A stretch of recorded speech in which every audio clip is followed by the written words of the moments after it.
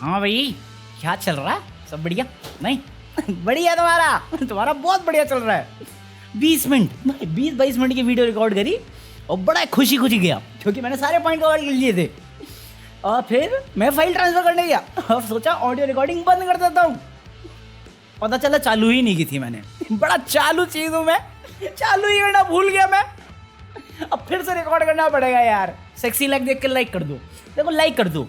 बाद में तुम्हें पता नहीं पसंद तो आएगा नहीं, वैसे भी तुम कमेंट में भरने वाले हो। बादशाह नो राइट यस। अबे पापा लग रहे तुम्हारे। बात तो सही है। अभी बड़ी इंटरव्यू आ गया लंदन टॉप की वेबसाइट पे, तो मैं तो 2 घंटे बर्बाद कर दिए अपने देख के। अरे इतना लंबा कौन करता है यार, मतलब 22 लाख के जूते बादशाह के पास। मैं क्या करूं जान के, है यूपीएससी क्रैक हो जाएगा इससे मेरा।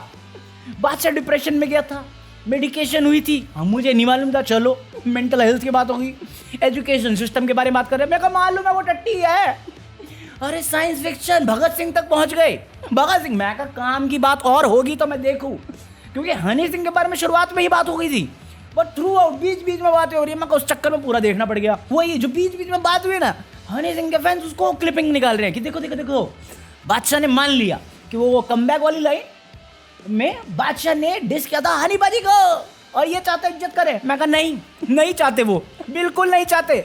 क्योंकि इसके बाद ही थोड़ी देर बाद या पहले एक लाइन आई थी जहाँ पे किसी ने पूछा था कि आप हनी सिंह के साथ काम करोगे, जिस पर उसने ये भी बोला कि मैं आप उनकी बातों को सीरियस लेता ही नहीं करना काम, हमारी मेंटालिटी नहीं मिल रही, हमारे इंटेंट और आइडियोलॉजी काफी डिफरेंट है। बात तो सही है। तो पूरे इंटरव्यू में जो भी हनी सिंह से रिलेटेड बात हुई है उसमें बात करते हैं, मतलब पूरी बेसिक बात हुई है।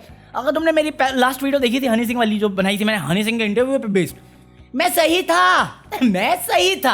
साले कमेंट में हाँ कर रहे हैं, अरे बीच रोड में मार खाएगा। अबे जा, चप्पल खाने वाला काम तुम कर रहे हो सालो।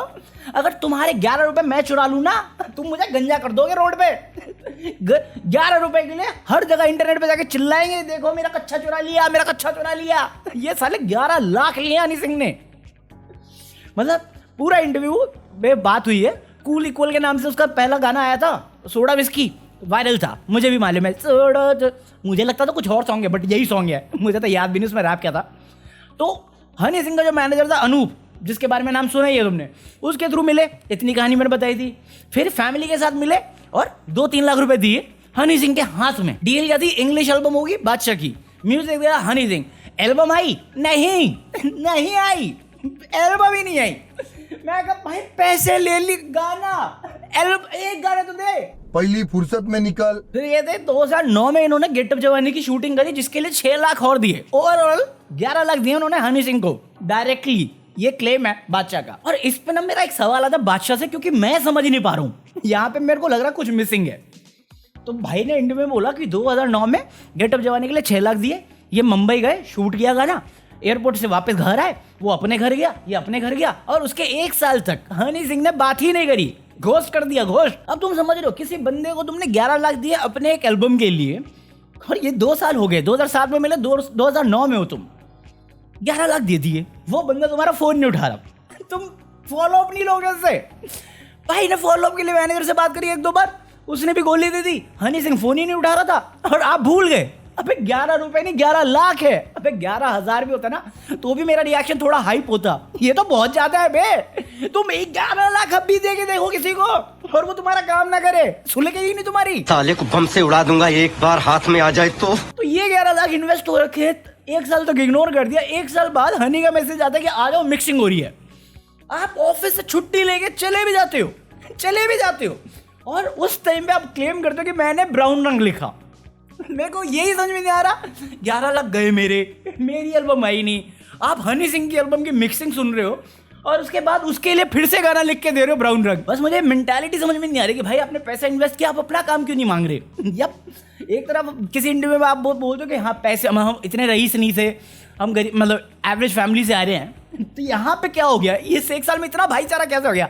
अब इतना प्यार बंदी से भी कर रहा है किसी ने, कि साले उसको गिफ्ट दे दिया 11 लाख का, और काट के चले गए किसी और के साथ। तुम भी गुस्सा हो जाओगे यार। फिर इस इंटरव्यू में एड्रेस भी ये हुआ है कि हनी सिंह ने बोल दिया कि आप माफिया मंडी का पार्ट नहीं थे। उसने बोला मुझे तो लगता था मैं था, और मेरे को मालूम है थे, क्योंकि कुल मिला के 5 ही लौंडे थे, और सबसे पहला बादशाह ही आया था प्रूव करने के लिए। माफिया मंडी जब आई थी और जे इस तरह का सॉन्ग आया था, प्यार तेनू कर दे गबरू, उसमें पूरे टाइम माफिया मंडी चिल्लाया है और 4 लड़के हैं जो नाच रहे बैकग्राउंड में। उसमें बादशाह दिखा तुम्हें, गेटअप जवानी, जो गाड़ी लगाई है महंगी वाली किराए पे लेके, उसमें नंबर प्लेट पे आपने माफिया मंडी रखा हुआ है और साथ में बादशाह खड़ा है आपके। कश्मीरा शाह को नचा दिया, मतलब भूल ही गए, उसका डांस देख के ही भूल गए होंगे। लाफ्टर शेफ देखते तो थोड़ा पसंद भी आता।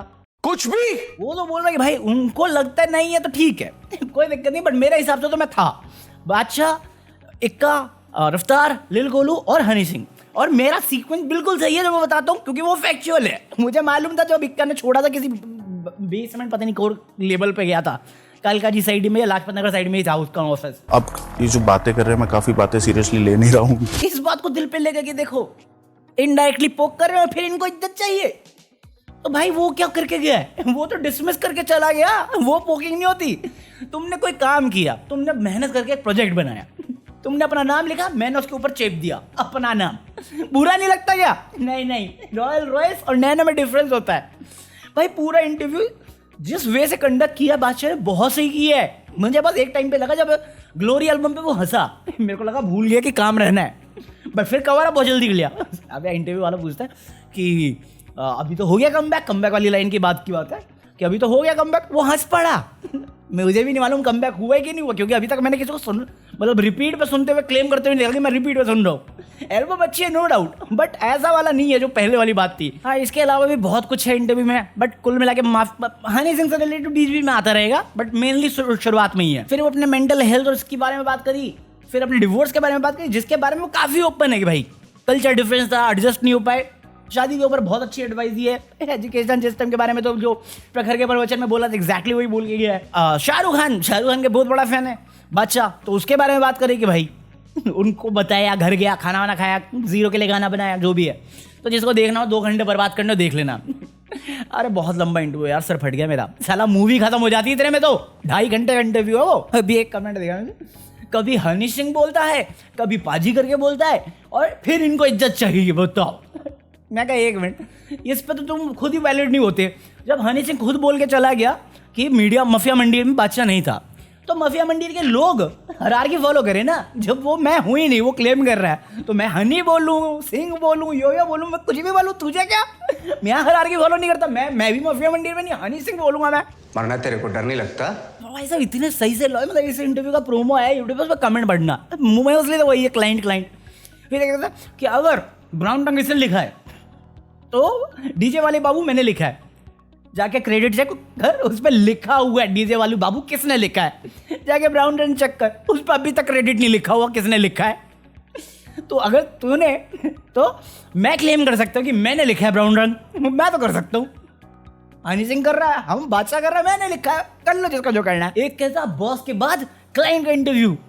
मैं कहा भाई उसने जिस बंदे के बारे में बात करी उससे उसका साइड जानने के लिए बुला लिया, इसे नॉर्मल कन्वर्सेशन करना कहते हैं। अभी अमित शाह आ गया, इंडियन आइडल के बारे में बोल के चला गया कि उसकी वोटिंग लाइन बंद कर दी थी। तो सेम इंटरव्यू वाले ने अभिजीत सावंत को बुलाया कि उसकी साइड ही क्या है। नहीं, हमारे यहाँ डिसरिस्पेक्ट करने के लिए कुछ भी लॉजिक फेल देंगे। हमारे यहाँ ऐसा ही होता है। एक तो सबसे फनी लाइन थी, थार से रिलेटेड बात चल रही थी और MC स्टैन का डायलॉग आता कि 80,000 के जूते घर जाएंगे इसमें। उसमें कहता भाई 22 लाख के जूते, तेरी थार ले मारू पता नहीं करके कुछ बहुत सही फन मजा आया था वो लाइन सुन के। हाँ, तो बाकी पता ही है इस वीडियो पे गाली पड़ेंगी।